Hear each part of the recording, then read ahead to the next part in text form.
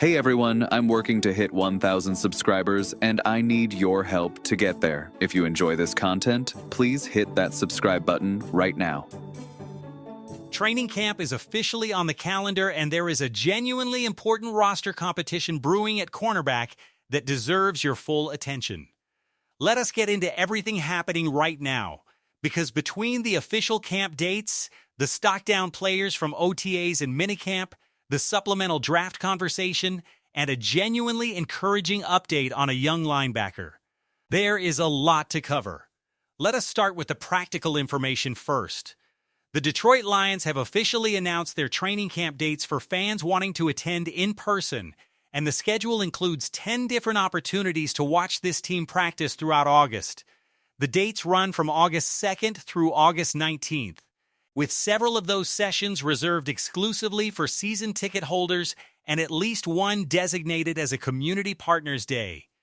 The specific dates open to the general public include August 3rd, 4th, and 6th, all at 8:30 in the morning, plus additional sessions on various dates throughout the month at different times. If you are planning to attend, the critical piece of advice here is to make sure you understand exactly what kind of practice session you are purchasing tickets for.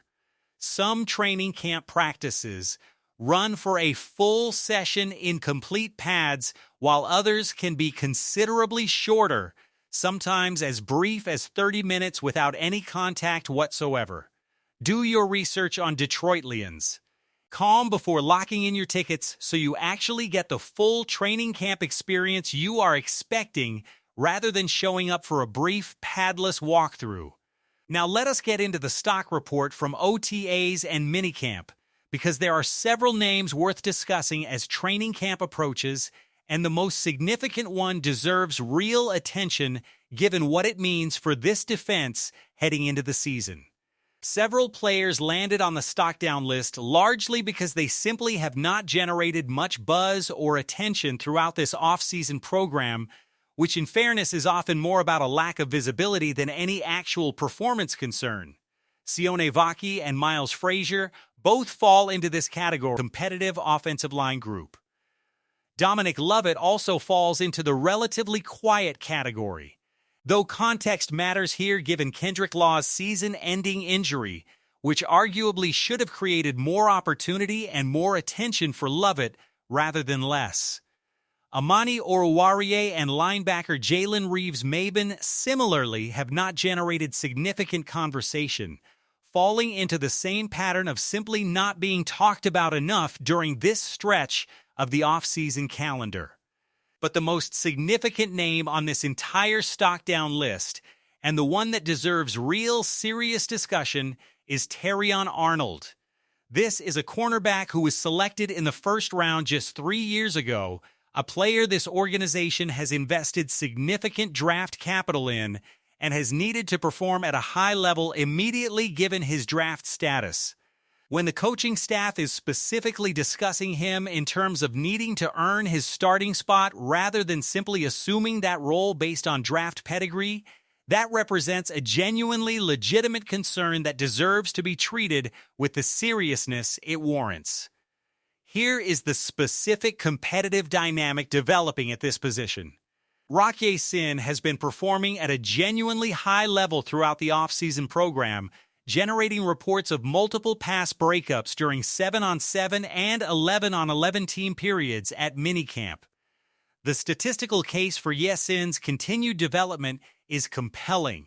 Opposing quarterbacks completed just 51.9% of their passes when throwing at him last season, with a passer rating of only 72.6 and just one touchdown allowed across the entire year.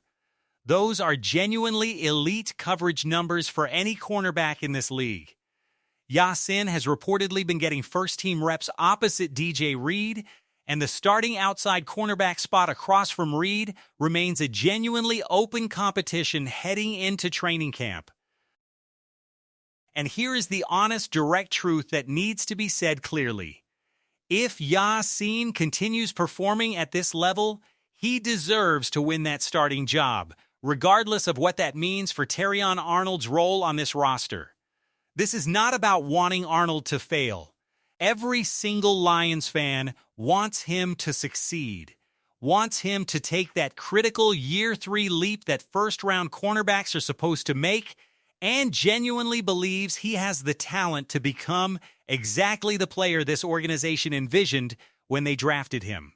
But wanting a player to succeed and actually prioritizing roster construction based on hope rather than performance are two completely different things. This defense has been brutalized by injuries and inconsistency for multiple consecutive seasons now, and the time for excuses, the time for patience built purely on draft status rather than production has to come to an end. If Arnold continues making the kind of mistakes that have plagued him throughout his young career while Yasin continues playing at a demonstrably higher level, the correct decision is to put the best 11 players on the field regardless of draft pedigree or expectations. That is simply how championship-caliber organizations have to operate. Year 3 is the moment for Arnold to step up and claim the job that should rightfully be his based on talent and draft investment. If he does not, Rock Ya-Sin deserves that opportunity instead, and this fan base needs to be completely comfortable with that outcome if it comes to pass. Now let us address the supplemental draft conversation, because there has been genuine chatter about whether the Lions should consider taking Brendan Sorsby, the controversial Texas Tech quarterback whose path to the NFL has been complicated by a gambling-related scandal that derailed his college eligibility. Dan Campbell addressed this directly before the team's final minicamp practice, offering the kind of carefully measured non-answer that head coaches typically provide on speculative roster questions. He said the organization looks at everything, that nothing is off the table, and that having their eyes open on every possible opportunity does not necessarily mean a move will actually happen. For those unfamiliar with the specifics here, Sorsby is a 6'3", 235-pound quarterback who threw for 2,800 yards with 27 touchdowns against just 5 interceptions last season, posting a QBR of 81.5. Those are genuinely impressive statistical numbers that reflect real talent at the position. The complication entirely centers on the off-field gambling issues that led to his NCAA eligibility being stripped, forcing him to pursue the rare and unusual path of entering the NFL through the supplemental draft process rather than the standard college to NFL pipeline. Here is the honest assessment of why this almost certainly does not happen for the Lions or for most organizations around the league. When you are talking about off-field concerns surrounding a wide receiver or a cornerback, the calculation is genuinely different than when those same concerns surround a quarterback. The quarterback position carries a fundamentally different level of responsibility and visibility within any organization. He is the leader of the team, the person every other player looks to as the example of how to carry yourself both on and off the field. The level of trust and accountability required at that specific position makes gambling-related off-field issues a significantly more serious disqualifying factor than they might be at almost any other position on the roster. Combine that with the simple practical question of why any organization would spend a valuable draft pick, even a supplemental one, on a position where the Lions already have a clear, established hierarchy with Jared Goff entrenched as the franchise starter, and the realistic conclusion is that this simply will not happen. The Lions do not need to take this specific risk when they have no genuine positional need at quarterback that would justify the gamble. Now let us shift to some genuinely encouraging news, because rookie linebacker Jimmy Rolder continues to generate real, substantive praise from people inside this organization who actually work with him every single day. Linebackers coach Sean Phillips, formerly a player himself for this organization, specifically praised Rolder's development, saying he has been good, that there is still plenty of room to grow, but that he is genuinely pleased with where Rolder currently stands. Phillips emphasized the importance of continuing to challenge him every single day, given the natural learning curve that comes with the transition from college football to professional football, and expressed real excitement about continuing to work with him heading into training camp.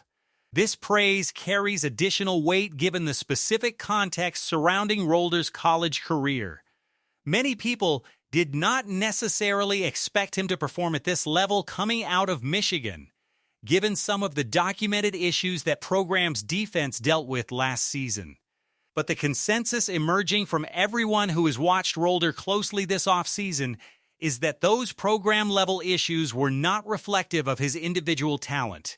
He has shown genuine sideline-to-sideline speed, recorded an interception during minicamp, and continues to demonstrate real growth on a weekly basis. The realistic projection for Rolder's role this season involves a gradual increase in playing time as the year progresses, with the expectation that he sees significantly expanded snaps somewhere around the midpoint of the season. Malcolm Rodriguez currently holds the veteran advantage given his experience, his football intelligence, and the simple reality that he has been doing this at the professional level for multiple years now. But the genuine belief building throughout this organization is that Rolder's overall talent ceiling significantly exceeds what Rodriguez has shown throughout his career, and that tactical scheme at the professional level. When you connect Rolder's development to the broader success of this specific draft class, a genuinely exciting picture emerges. Blake Miller, Derek Moore, Keith Abney, Jimmy Rolder. These are all names from this same draft class that could end up making legitimate, meaningful differences for this roster as the season unfolds. That is exactly how sustainable, championship-caliber organizations continue building and reloading talent year after year. You replace departing talent with new talent through smart, disciplined draft evaluation, and when that process works the way it appears to be working with this specific class, you maintain your competitive window rather than watching it close. Losing a respected veteran like Alex Anzalone and replacing him with a player like Jimmy Rolder, who genuinely looks like he could exceed that previous level of production, is exactly the kind of successful roster transition that keeps a contending team competitive year after year. Lions fans, the comments section is open, and we want your genuine thoughts right now. Are you comfortable with Rock Ya-Sin potentially winning the starting cornerback job over Terrion Arnold if the performance gap continues throughout training camp? Should the Lions draft Brendan Sorsby in the supplemental draft? Or does the quarterback-specific risk make this an easy pass? And name your surprise cut candidate from this roster heading into final roster decisions. Drop everything you have got in the comments section below and let us know if you are planning to attend any of these training camp sessions in August. Adios, Lions fans.